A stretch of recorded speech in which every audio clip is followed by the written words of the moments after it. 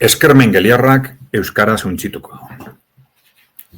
Badakizue, azken urte hauetan berriro hasi da pizten euskararen etorkizunaren inguruko kezka, ardura, arrazoi objektiboen arabera eta, batez be, batzuk ez dira ausarten esaten, baina arrazoi demografikoen arabera.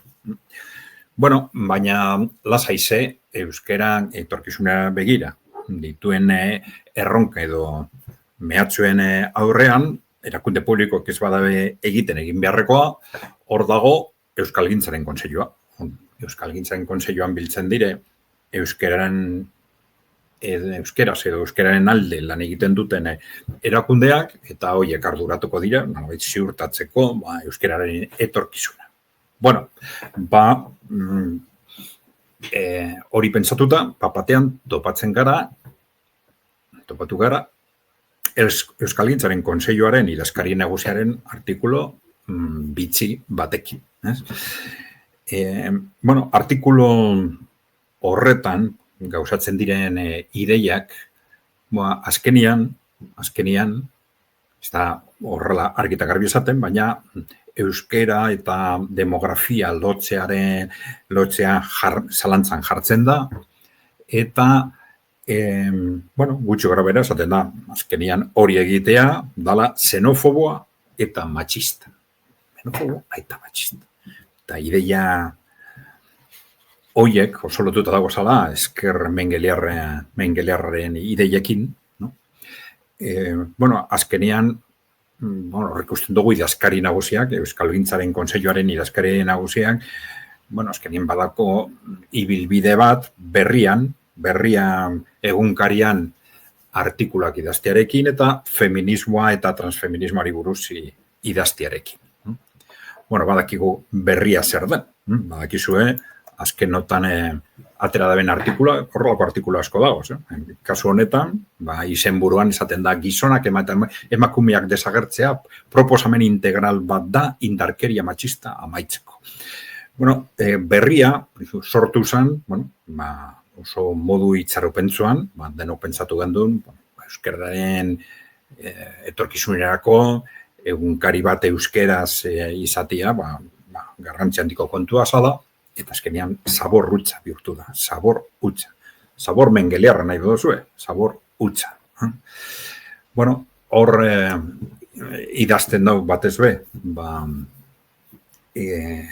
Euskalgintzaren Kontseiluaren idazkari nagusiak, feminismoari buruz, noizbenkat transfeminismoaren ideiak bai sustatzen edo laguntzen, eta, kontestu horretan ez da harrigarria, gero bere artikulan esan dituen gauzak, ez. Baina, ikusiko dugun orain artikulu horren edukina, audio originala da, eta bideo guk jarritakoa noski. Ea zer deritzu zuen. Hortzeko kezka handiz bizi dut azken boladan Euskalgintzan sumatu dudan joera bat. Arnasgunetan gerta daitekeen atzerakadari aurre egiteko irtenbide gisa natalismoa proposatzea. Hau da, irudikatzea euskaldunek aur gehiago izateak emango diola euskarari indarra.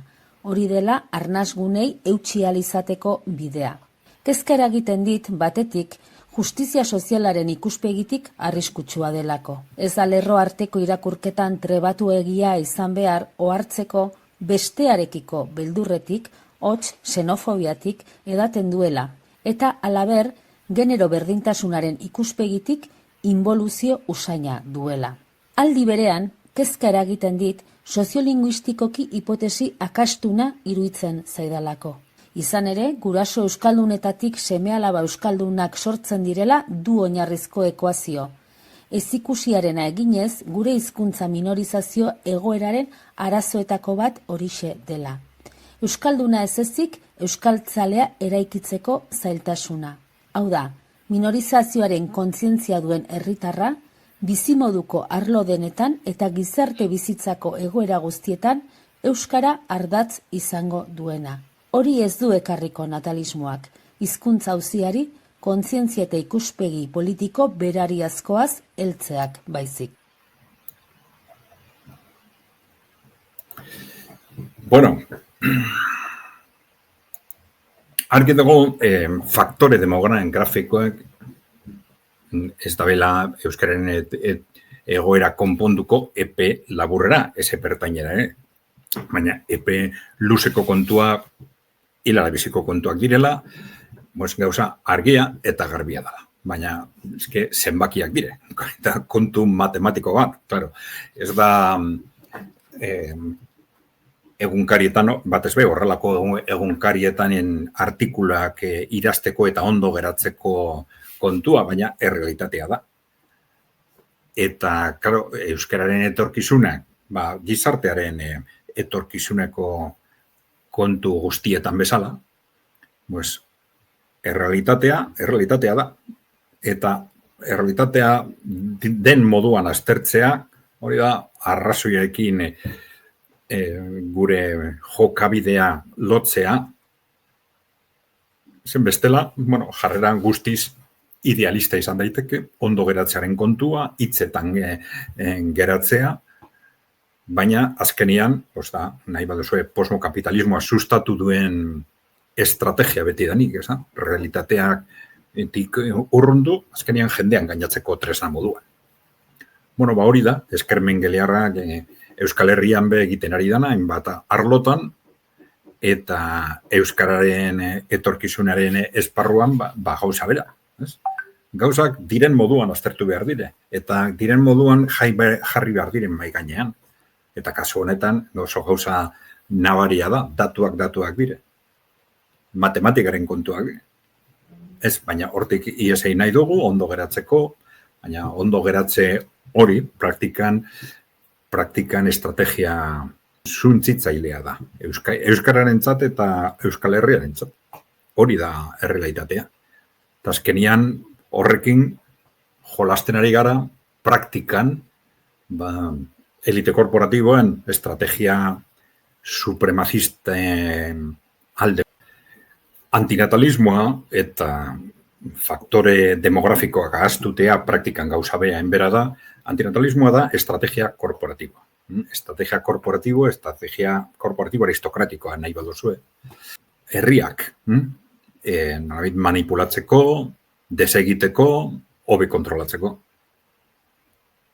Euskal Herrian eskerra, ez bakarrik eskerra. Eta alderdi bakarreko alderdi guztiak eta inguruko mugimenduak, dinamika horretan sartu dira, argi eta garbi. Euskarak oso etorkizun zaila deko, gero eta zailagoa horrelako pentsaerearen esku geratzen bada, argi eta garbi. Gauzak ez bat ditugu aldatzen, tamalez hori da daukoguna. Eskermen geliarrak euskara zuintzituko du.